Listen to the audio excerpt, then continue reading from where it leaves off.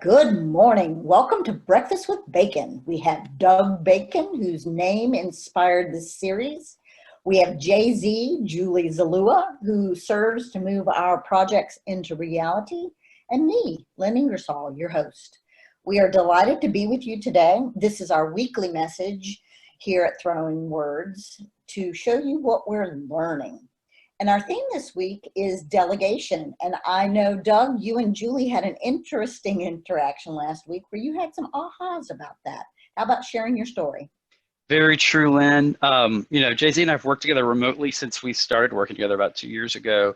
So it was a little surprising last week to realize that there was just a disconnect between my level of awareness of what she was working on versus what I was working on. I was having lots of things, trying to keep things moving, and it only came up when I was talking and said, "Hey, I've got this project. I think you may need to find somebody to get some hours from some additional people to do this," and then realize that, oh, wait a minute, actually, JZ does have time available, and then having that awareness, we were able to then be intentional about what we could get each of us working on. So Doug, sounds like that's your perspective. JZ, what was your point of view? Firstly, I was surprised that that was his solution. But then as we talked through it further, I realized that I had made the assumption that he knew what I was doing and what my workload was like, which was not true because I hadn't communicated it.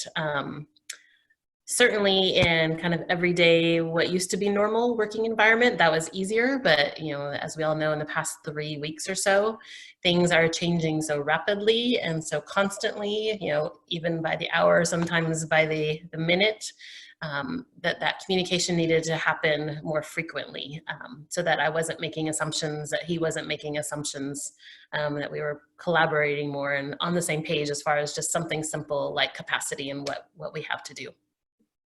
Those darn assumptions, we call that the ladder of inference, and it's the way humans make sense of things. When we don't know what the other person is thinking, we start making up what they're thinking. So what was going through your mind when Doug was going, oh, we need to hire somebody for this position? What were you thinking? Well, I'm practical and methodical and organized. So my first line is, what can we do that's most effective and makes the most sense? And that intuitively was for me to be doing it. I'm already on the payroll. We don't need to add another person to the payroll when I have the time and capabilities to help and step in and get it done. Right. So was it hard for you to speak up? No, not after 2 years of working together, certainly not. Doug's fantastic as a boss and a great listener, so I always have the freedom and know that there's a freedom to speak my mind and opinions, and he can take them or leave them and vice versa.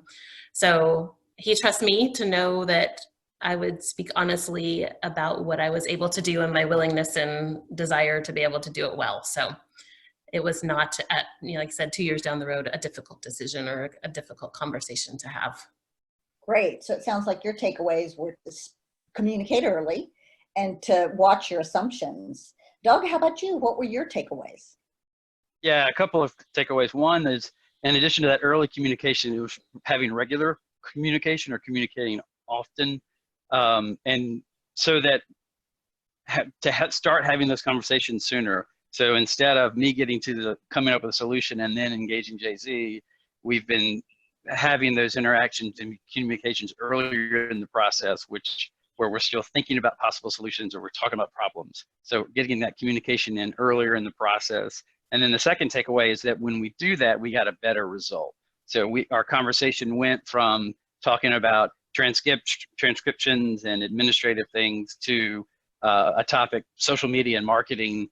That's been something JJ and I've talked about for the 2 years we worked together, and yet had not ever done anything on. And so as a result of that conversation last week, she's now handling the marketing, social media piece. So fast forward, 5, 6, 7 days later, and here we are, we're doing our first podcast. Woohoo!